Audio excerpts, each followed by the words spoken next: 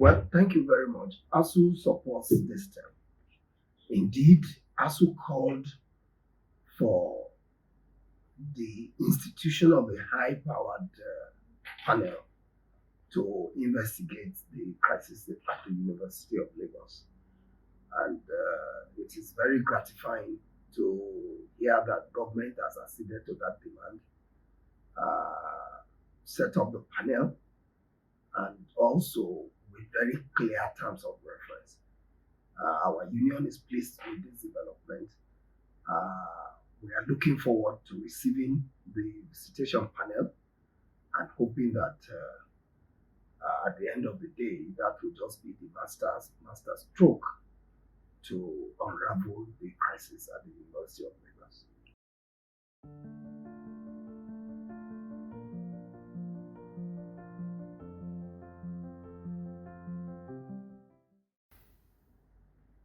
Well, what ASUU desires is justice and the rule of law. To examine, one, whether the removal of the Vice Chancellor was in accordance with the law. If it is not, appropriate sanctions should be meted out to those who think that they own the University of Lagos. Also investigate, the allegations against the Vice Chancellor himself with a view to, clearing his name of all the allegations as being peddled by the Pro-Chancellor, and also to determine whether the appointment of a so-called acting Vice Chancellor by the Babalakin-led council was in accordance with the law. It is our conviction that this panel would resolve a lot of knotty issues and show who the aggressors are, in this crisis that has robbed the university since Dr. Babalakin became the chairman of council.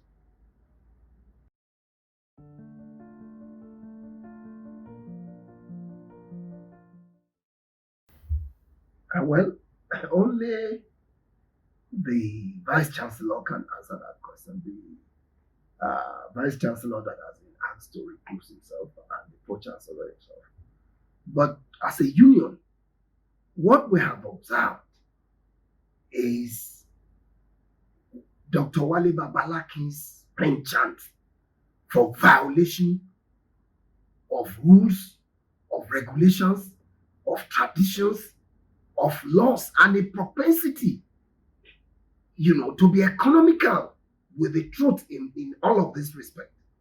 I recall that no sooner than he was appointed Pro-Chancellor, he began this meddlesomeness in the administration of the university by calling a town hall meeting, by attempting to address Senate, by calling meetings of deans and heads of department, and these are in violation of extant traditions of the university. Not only that, he has been so neck deep in a divide and rule tactics such that you find a Pro-Chancellor that is paying his direct money to a category of workers in this university. Not only that, he put some departments and faculties on his private personal payroll. All of these are antithetical to the smooth running of the academic business of this university. And to cap it all, you will see him flagrantly disobeying Senate recommendation, shown enough disdain, disrespect, and contempt for the University Senate. Members, some of whom taught him as a student in this university. And of course, the very criminal unilateral causation of the cancellation of the 51st convocation ceremonies of this university earlier this year. So if you look at all of this, you find out that it's not something that started with the legal removal of the Vice Chancellor. It's a propensity to be reckless, to be lawless, and to think that is law unto himself. And I think that this kind of mindset should not be allowed in an academic environment like that of the University of Lagos.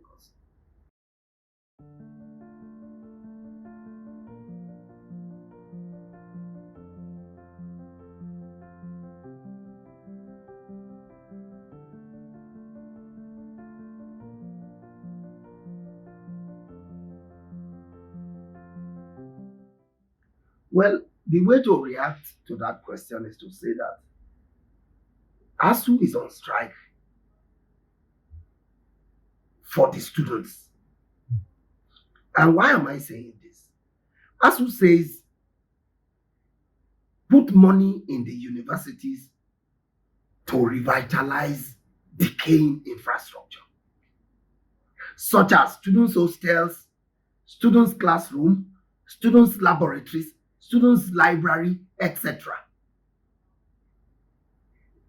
This idea of wanting to muddle through without doing things properly or the way it should be done remains a very serious bane in the educational development of Nigeria.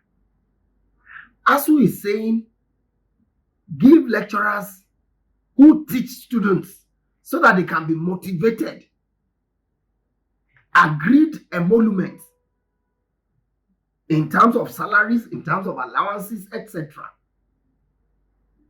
It is in the interest of the students and the educational system in Nigeria. ASUU is saying send visitation panels to federal universities in accordance with the law.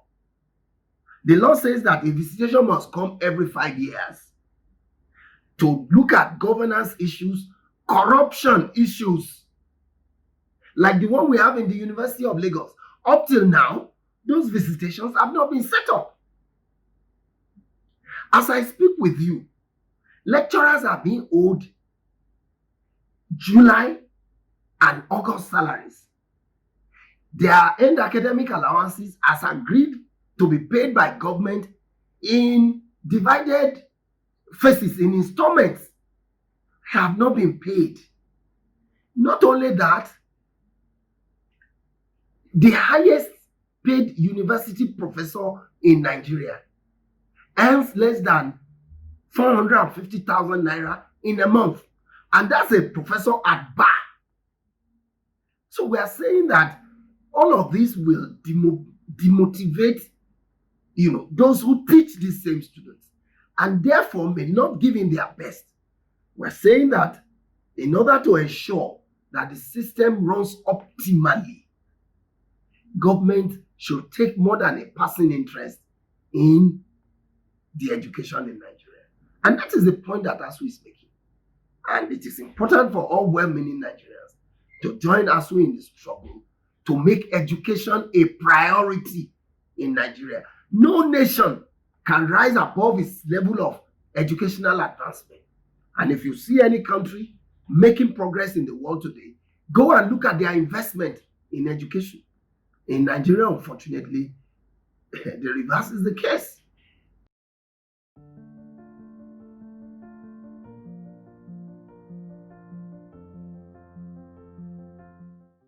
No, just to thank the federal government for speedily intervening in the UNILAG crisis to halt, the degeneration that we're beginning to witness in terms of individuals laying claim to offices that they have not been validly, elected into. And not only that, also intervening in order to tell the world that no pro-chancellor can be bigger than the laws, establishing council and establishing the university.